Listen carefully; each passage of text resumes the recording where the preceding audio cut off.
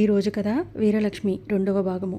ఇంకా తను అక్కడ దండం మీద వేలాడుతున్న పట్టు చీరల్లో ఒక చీర తీసి కట్టుకుని, తల విరబోసుకుని, మొహం నిండా పసుపు పూసుకుని, పెద్ద కుంకుమ బొట్టు పెట్టుకుని, ఒక పళ్ళెంలో ఒక దీపం వెలిగించి నెత్తి మీద పెట్టుకుంది. వేప మండల్ని హారాలుగా కట్టి మెడలో వేసుకుంది. చేతుల్లో కొన్ని మండలు పట్టుకుని మహంకాళిలా తయారయ్యింది. ఇంటి లోపల గడియ వేసి దొడ్లో గోడకి నిచ్చెన వేసుకుని గోడ దూకి వేపమండలు ఊపుతూ తన ఇంటి వైపు బయలుదేరింది. ఈలోపు బాగా చీకటిపడింది. ఇటు కొత్త పెళ్ళం అడిగిందే చాలును కదా అని బజారుకు వెళ్ళిన దొంగ వెంకయ్య ఒక దుకాణంలోకి పోవడం, చాటలు కావాలి అని అడగటం, చాటలు ఇచ్చిన తర్వాత గీటలు కూడా ఇవ్వండి అంటే గీటలేంటి నీ మొహం అని దుకాణం వాళ్ళు తన్ని పంపించడం, మళ్ళీ ఇంకో దుకాణానికి వెళ్ళటం, కొబ్బరికాయ ఇవ్వండి అని అడగటం, ఇచ్చిన తర్వాత గిబ్బరికాయ కూడా ఇవ్వండి అని అంటే గిబ్బరికాయ ఏమిటి నీ మొహం అని తన్ని పంపించటం.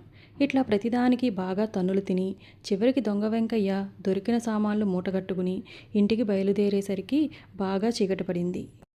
మధ్యదారిలోకి వచ్చేసరికి వాడికి ఎదురుగా మినుక్కుమంటూ ఒక వెలుగు అటూ ఇటూ ఊగుతూ ఒక నల్లని ఆకారం కనపడింది. ఓరి బాబోయ్, దెయ్యంలా ఉందిరోయ్ అని హడలిపోయి నిలబడిపోయాడు. ఆకారం మెల్లగా వీడి వైపే వస్తుంది. దగ్గరికి రాగానే మెరిసే బంగారం నగలు, మొహాన పెద్ద కుంకుమ బొట్టు చూసి ఇది దెయ్యం కాదు దేవత అనుకుని, ఇంకేం నా పంట పండింది, కావలసినవన్నీ అడుగుతాను అని సంతోషించి వీరలక్ష్మికి సాష్టాంగ నమస్కారం చేశాడు. మహంకాళి వేషంలో ఉన్న వీరలక్ష్మిని దొంగ వెంకయ్య గుర్తుపట్టలేదు.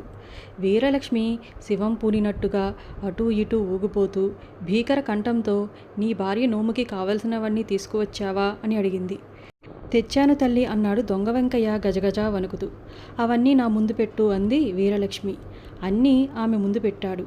సరే, కాటిక్కాయలున్నాయి కానీ గీటిక్కాయలేవి, పసుపుంది కానీ గిసుపేది, తల్లి రక్షించమ్మా, గీటిక్కాయలు అడిగితే గీటిక్కాయలేంటిరా అని చెంప పగలగొట్టాడు ఆ దుకాణం వాడు. గిబ్బరకాయల కోసం అడిగితే కూడా చెంపకాయలు వేశారు. అందరి చేత తన్నులు తిని చివరికి దొరికినవి మూట కట్టుకుని వస్తున్నాను అన్నాడు వెంకయ్య. తన్ని పంపించారా? అయ్యో పాపం, అవి లేకుండా నోము చేయటానికి వీలు లేదు. మళ్ళీ వెళ్ళి ఆ దుకాణం వాళ్ళని అడుగు, నీవు అడిగినవన్నీ ఇచ్చేటట్లు వరం ఇస్తున్నాను, పోయి అవి కూడా తీసుకుని త్వరగా రా అంది మహంకాళి. నువ్వు తలుచుకుంటే కానిదేముంది తల్లి అంటూ ఒక్క పరుగున వెళ్ళాడు దొంగ వెంకయ్య తాను తెచ్చినవన్నీ అక్కడ వదిలిపెట్టి.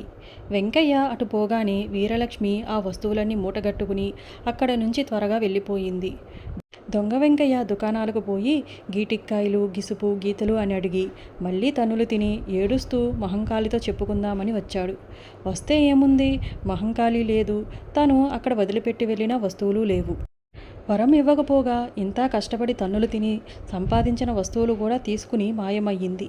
ఇదెక్కడి గౌడుసు దేవతో అనుకుని తిట్టుకుంటూ వెంకయ్య ఇల్లు చేరుకున్నాడు. ఇంటి ముందుకు రాగానే లోపల నుంచి చుయ్ చుయ్మనే శబ్దం వినపడింది. అది వినేసరికి వెంకయ్యకి నోరు ఊరింది. తలుపు నెట్టాడు. లోపల గడియ వేసి ఉంది. అమ్మ తలుపు తీయవే, నేను వెళ్ళగానే నువ్వు నీ కొత్త కోడలు అప్పచ్చులు వండుకుని తింటున్నారా అని తలుపులు బాదాడు. ఎవరూ పలకలేదు. నాకు పెట్టాల్సి వస్తుందేమోనని తలుపు తీయకుండా అన్నీ మీరే తింటున్నారా అని అరిచాడు. మళ్ళీ ఎవరూ పలకలేదు. తలుపు కొట్టి కొట్టి విసుగు వచ్చి తలుపు పగలగొట్టి లోపలికి వెళ్ళాడు వెంకయ్య. ఇక్కడే కూర్చుని పలకమేమిటి, కొత్త కోడల్ని చూసుకుని అప్పుడే ఇంత మిడిసిపాట అని గోడకి ఆనుకుని కూర్చున్న తల్లి ముండాన్ని ఒక తన్ను తన్నాడు. ఆ ముండెం ముందరికి దొర్లింది. తన తల్లికి తలలేకపోవటం చూసి భయపడి పిచ్చివాడిలాగా ఇల్లంతా తిరగటం మొదలుపెట్టాడు. పొయ్యి మీద అతనికి భయంకరమైన దృశ్యం కనపడింది. తన తల్లి తల దూలానికి వేలాడకట్టి ఉంది. ఒక్కొక్క నెత్తురుబొట్టు బాణెలలో పడి చూయిచూయమని శబ్దం వస్తుంది. ఇదంతా వీరలక్ష్మి చేసిన పనే అని గ్రహించాడు దొంగ వెంకయ్య. ఓసి మాయలమారి, ఎంతటి దానివే, నేనే అనుకుంటే నన్ను మించిన దానిలా ఉన్నావు. దారిలో కనపడ్డది కూడా నువ్వే, ఏ దెయ్యమో దేవతో అని హడలిపోయాను. చూసుకో నిన్నేం చేస్తానో అని తిట్టుకుంటూ దొంగ వెంకయ్య తన ముఠాతో పన్నాగాలు మొదలుపెట్టాడు. ఇటువైపు వీరలక్ష్మి తన ఊరి పొలిమేర చేరుకుని అక్కడ చెరువులో స్నానం చేసి తన భయంకర రూపం తీసేసి ఇంటికి వెళ్ళింది. ఇదేమిటి ఇట్లా వచ్చావు, ఏం జరిగింది, నీ భర్త ఎక్కడా అని ఆత్రంగా అడిగారు ఆమె అక్కలు. ఆయన ముఖ్యమైన వ్యవహారం మీద పొరుగురు వెళ్తూ నీ అట్లతద్ది నోము మీ ఇంట్లో తీర్చుకోమని ఇవన్నీ ఇచ్చి నన్ను ఊరి బయట దిగబెట్టి అదే దారిలో ఆయన పొరుగురు వెళ్ళిపోయారు అని అబద్ధమాడింది వీరలక్ష్మి. ఆమె తెచ్చుకున్న సామాన్లు, కట్టుకున్న చీర చూసి ఎంతో సంతోషించారు ఆమె అక్కలు. పైకి అట్లా అందిగాని లోపల భయంగానే ఉంది వీరలక్ష్మికి. ఏ రాత్రివేళో దొంగ తన ముఠాతో సహా వచ్చి కసి తీర్చుకుంటాడో అని. వీరలక్ష్మి మీద పగతో ఉన్న దొంగ వెంకయ్య ఏం చేశాడో రేపు తెలుసుకుందాము.